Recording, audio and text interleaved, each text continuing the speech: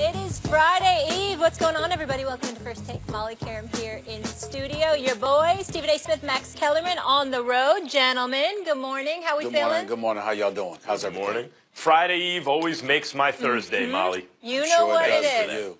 Let's get into it, guys, though, because we had a game last I night. got to work this weekend again, Stephen A. Yeah, whatever. Go ahead.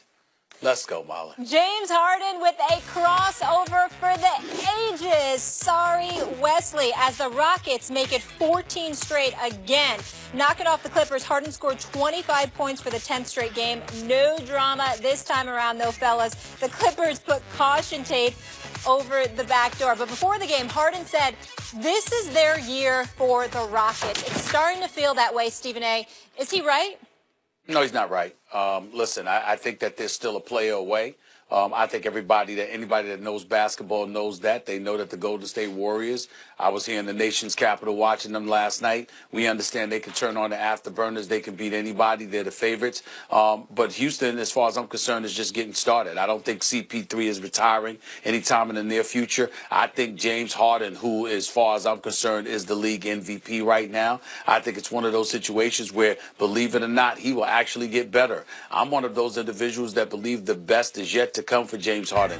Regardless of everything that you've seen already from him, you haven't seen it in the postseason to the degree that you see it in the regular season. That, to me, is inevitable. Greatness on the part of James Harden in the postseason. It is inevitable, but the only way that's going to happen is if the parts around you are formidable enough to take some of the heat off of you, so a team like Golden State is not going to be able to lock in on you. They have length at 4 different defensive positions on the basketball court. Last night watching them, there was a time when there was a point in the game where all 5 individuals on the court were at least 6'7", and they all defend. And this is not something, no matter what you saw and what you've seen from James Harden, when you go up against those brothers, you're not going to be able to do what you've been doing all regular season long. So I don't believe that this is it. I think that this is it if you're talking about them getting to the conference finals. But I think ultimately what happens is that you run into that juggernaut and you're going to need more help. And until he gets more help, they're going to be able to key on him religiously. And by doing so, he's not going to be able to do what he has done. And that's why I believe that this is not the time for the Houston Rockets. They're still a year away. I wouldn't sell Chris Paul short. They can key on James Harden. You still got Chris Paul. But you're right, Golden State's going to be favored. They're going to be favored because when you stack up the talent, theirs stacks up higher than Houston. So is Harden right that this is the year for sure? No. But is this their best chance so far? Yes. And for the first time since the Golden State Warriors got Kevin Durant, they are in jeopardy. You know, last year, no one had a shot against them. I mentioned that Houston had a puncher's chance. Daryl Morey essentially said it, and he was right, the Houston GM. Brilliant guy. And he put together this roster, and he's right. He's like, look, if we hit an unusually high percentage of our shots in 4 out of 7 games, we got a shot to win. And that's right, but it was just a puncher's chance. But you and I chopped up the fight game and round ball, on and on when we had our radio shows in New York and we bump into each other, Stephen A., and we come on each other's shows. And so let me use a fight game analogy here. You know what Houston is? Houston went from a puncher who only had a puncher's chance to a puncher who's learned how to box. You know, they've learned how to box. They have a little more defense now. They know how to land the punch better. And meantime, look what's happened to Golden State. Golden State's defense has regressed. Now, that's the boxer-puncher who forgot how to box a little bit. You mentioned their length and their defensive ability, but do they always employ it? Now, has Golden State entered the phase of their championship run where they understand, as LeBron did, how to pace themselves? They're not going for 73 wins and then they're going to wind up fatigued or hurt in the playoffs. They're in the 8th or 9th round of a 12-round fight, so they're pacing themselves? Maybe. But it's undeniable their defense has gotten worse in recent weeks. It's not the same defense. And their bench also not playing as well as it has in seasons past. So we have a slightly more vulnerable Warriors team, or so it appears in the regular season, and we have a substantially improved Rockets team. And unlike last year where the Cavs posed no threat, and really the Rockets posed no threat, no one posed a threat to a 73-win team that added KD. And that's how it played out. They destroyed everybody. There's a threat now. and it's not the Cavs, and it's no one from the East. The threat, and it's a legitimate one, it's more than just a puncher's chance, is the Houston Rockets. They're the underdog, but Stephen A., they're a live dog right now. I don't think it's. Hey, listen, if they got home court advantage, they were the #1 seed, and the road to the finals had to come through the Toyota Center. I'd elevate their chances once that happened. But the fact of the matter is that hasn't been secured yet. And as far as I'm concerned, with that having not been secured in the first 2 games, assuming that Golden State has the #1 seed, and the first 2 games of a series would have to be at the Oracle, I'm not giving them better than a puncher's chance right now. When I watch the Houston Rockets, well, I'm not assuming any. You know, we talked about this weeks ago, where you're talking about Houston having a #1 seed, and I believe that Golden State would end up with it. So I'm literally living off my premise, and I'm of the mindset that if you are the Golden State Warriors, again, I emphasize 6, 7, and above in terms of defenders, and obviously they defend. And when I look at Houston, I see a lot of ISO basketball. I see Chris Paul, who looks spectacular. I see James Harden, who looks spectacular. But it's usually in ISO ball situations as opposed to ball movement facilitating easier shots for them. That's not going to work against the Golden State Warriors. It will not happen. And that is just how I feel about it. And so when I look at Harden, I mean, like I said, I say they're a year away or whatever, because I think he needs an additional piece to take the heat off of him. And I don't see that in Houston as of yet. I hope I'm wrong, because I love H-Town. And nothing would please me more than to be in H-Town. But I got to tell you, I'm just not sold on them being having more than a puncher's chance right now. I'm not sold on it. Well, a couple things wrong with that. Number one, you're right. When one team is already there and they add KD, and the Rockets are 1 player short, or really 2 elite players short, you know, compared to in talent for talent, you favor the team with more talent. That's generally how it works in the NBA. But I don't understand your premise where you say if the Rockets had home court, now you give them more than a puncher's chance. That's a swing of 1 home game. So you mean to tell me if they have home, so it sounds to me like you think it's a 7-game series regardless. If Game 7 being at home for the Rockets can swing the series in your mind, or the potential for the series in your mind, you think it's going 7 games. That sounds to me like they're live right there. If it comes down to 1 game for all the marbles, that sounds pretty live to me. And when you look at the Rockets, why would you keep talking when you assume a position that I've taken, and I believe you're wrong about your assumption? I just want to make sure I get the ball back before the end of the 7th. Go ahead. No problem. You always get the ball back. You can have the ball, Mac. I'll give you all the swings as well, because you'll strike out most of the time anyway. It makes no difference to me. The point that I'm trying to make to you is that if you have home court advantage and you're the Golden State Warriors, although the possibility is there for a 7-game series, here's my only point that I want you to understand. I assume that a team the magnitude of Golden State will win their first 2 games at home. Now the question is, can I steal one on the road? Usually when I think about a team like the Golden State, I'm thinking you'll end it in 5 as opposed to 7. Whereas if Houston has home court advantage, it very well can go 7. And that's the difference. So okay, you've made that distinction. I think it's a good one. It still means that Houston is very live, particularly since they have a very good chance of having the best record. But we will table that and return to it, I'm sure, in the coming weeks. I think that was a good defense you just made. Houston, when James Harden, Chris Paul, and Clint Capella are all in the lineup, basically hasn't lost all year. What do they have, 1 or 2 losses? All season. Now you're going to tell me that you have to take that team, that construct that hasn't essentially lost at all, not 4 out of 7, but like 3 out of the number of games in a season, and you're going to have to beat them 4 out of 7 when they basically haven't lost. Can the Warriors do it? Yes, and they'll be favored to do it for reasons we just discussed. But that is a tall task, and given the Warriors' regression this year from last year, it is far from certain. And the Rockets are live. The only time a team has been live to beat the Warriors since they got KD. Yes. Molly and Max, as an aside, at the game last night in the nation's capital, the Warriors, been met. I'm not gonna throw a whole bunch of executives under the bus, but damn it, they were getting on my nerves. They were getting in the air, coming up to me. Stephen A., do me a favor.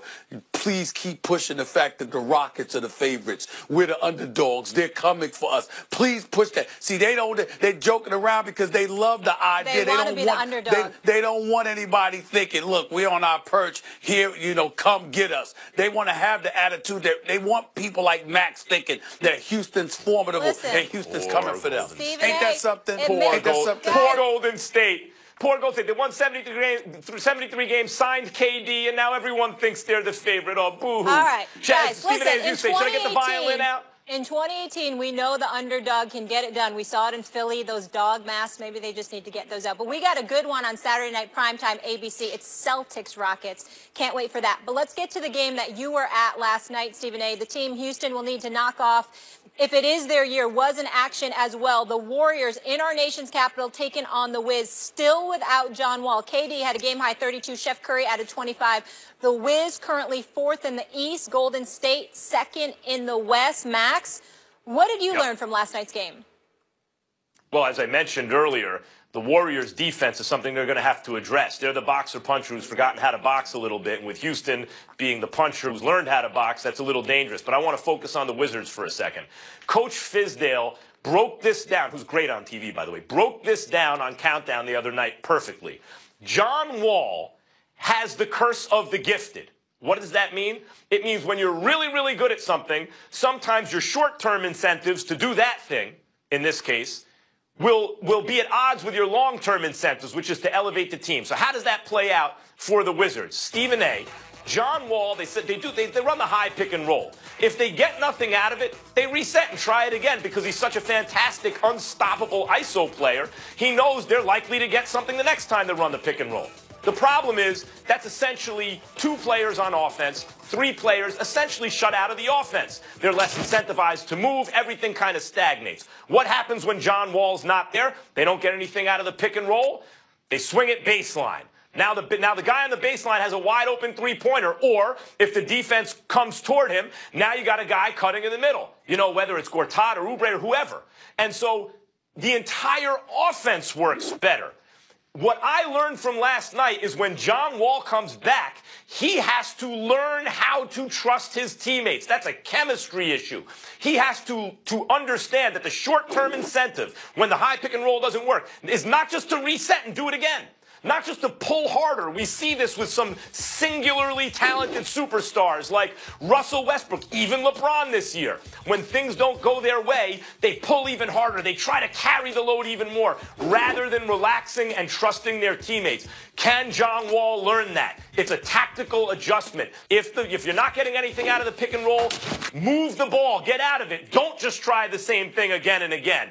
And if he can do that, the Wizards are live. But Stephen A., the fact that he and Bradley Beal have been there as long as they have together already with basically the same nucleus, and they keep hitting that wall, tells me that it's not going to happen, that there's a chemistry issue, and that they're going to have to choose between John Wall and Bradley Beal and make a move. Well, I'm not sure it's going to come to that. I don't disagree with any of your points, but I'm not sure that the final point is necessary. I don't think it's going to come to that. I think we need to wait to see what John Wall is going to do. Here's the reality of the situation. Last night, we saw the value of a John Wall because there was no one that could make a play. Bradley Beal had played the night before against Milwaukee. He was completely exhausted before the game. They didn't get in until about 3 o'clock in the morning. He barely got any sleep. He was absolutely positively exhausted, but he went out there and he played and couldn't really get anything done for the most part. He was virtually non-existent through the first 3 quarters. So we got to take into account that particular situation. As a result, Satoransky couldn't get anything done. Otto Porter had no help. Kelly Oubre needs to become a bit ambidextrous and learn to use his right hand more. Don't get me started with Marcin Gortat and his level of impotence thus far. He's got to step his game up. But it really showed the value of a John Wall because John Wall is one of the great two-way players in the game. Is he a superstar? No. But is he a star? Yes, he is. And he is sorely needed. Here's what we need to understand about John Wall.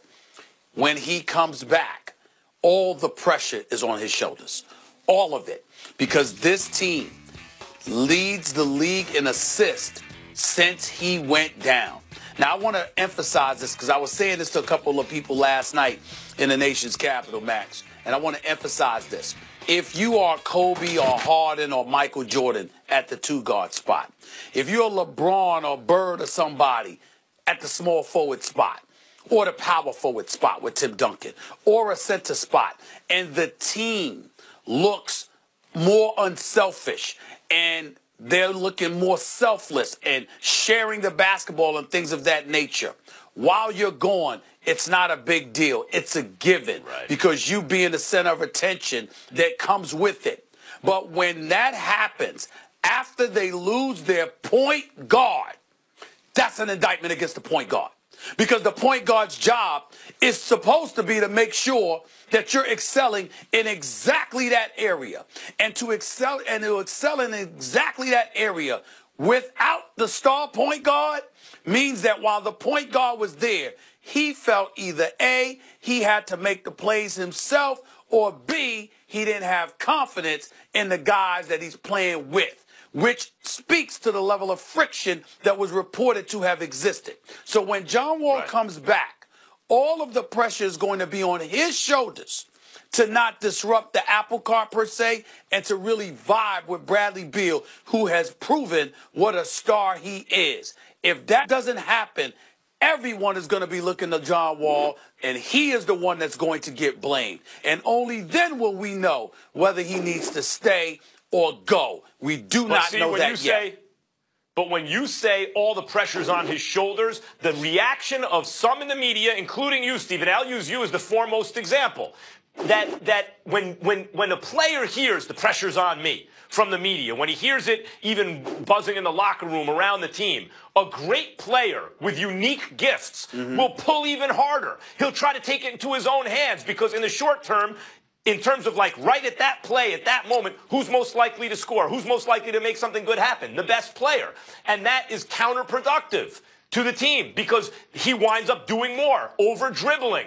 His usage rate goes up. Everyone else stands around getting cold. By the way, this even happened. Chris Paul is playing phenomenally well with the Rockets right now. But this happened with Chris Paul at times with the Clippers, particularly before Doc got there. Over dribbling. Not that he meant to do anything wrong. He meant to help his team win. We see this with Westbrook, even at times with Kyrie, even this season.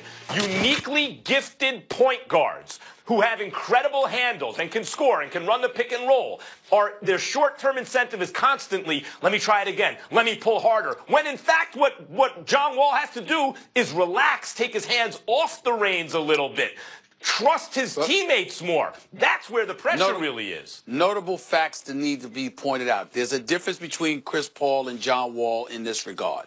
Chris Paul not only had the ball in his hands all the time, he was asked to do so. He had begged Doc Rivers and the Clippers years in advance to get him some help, to get him off the ball, so he didn't have that responsibility, and it was never supplemented. He never got it. J.J. Redick wasn't that help. Wesley Johnson wasn't that help. Austin Rivers was not that help. So Chris Paul constantly had to do that. In Washington's case, John Wall doesn't always have to do that. He chooses to. Not to mention the fact that outside of basketball, Max, here's where it gets so dicey, where we've got to look at John Wall with a keen eye. You have players who believe in themselves and believe that he was holding them back. Whether it's true or not remains to be seen. But in his absence, they won 10 of their 13 games before last night.